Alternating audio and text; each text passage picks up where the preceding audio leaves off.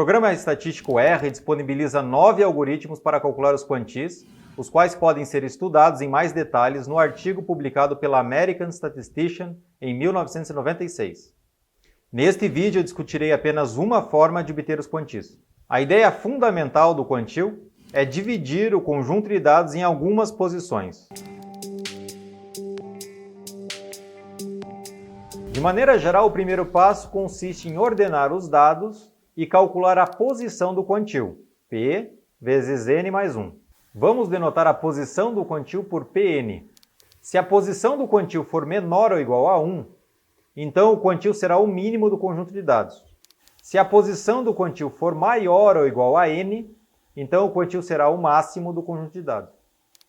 Se a posição do quantil for um valor inteiro, então o quantil será o valor no conjunto de dados que ocupa essa posição. O caso mais complicado ocorre quando a posição do quantil não é um valor inteiro. Neste caso, precisamos encontrar dois valores no conjunto de dados que estão mais próximos dessa posição. As posições dos dois valores mais próximos do quantil são dadas pelo piso e pelo teto da posição do quantil. O piso de Pn é denotado pelo maior inteiro que não ultrapassa Pn.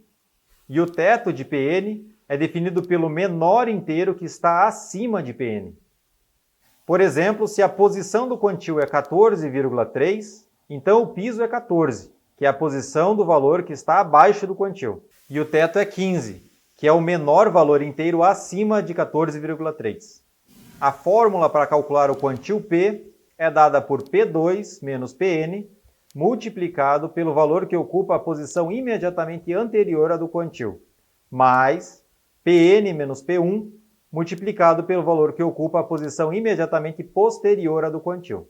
Note que P2 menos P1 é sempre igual a 1. Vamos tentar entender o que está por trás dessa fórmula.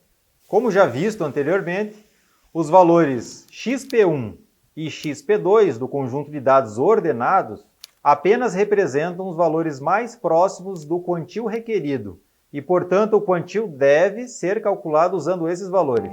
Considere que não há preferência na distribuição de pontos entre xp1 e xp2, ou seja, qualquer valor entre xp1 e xp2 seria igualmente provável de se observar.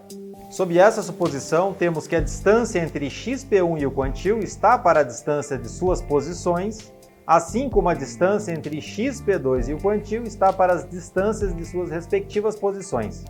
Resolvendo o sistema, encontramos a fórmula para se calcular o quantil requerido.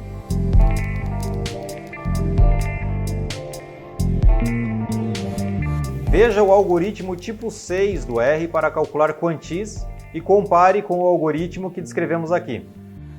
Esse código também se encontra na descrição do vídeo.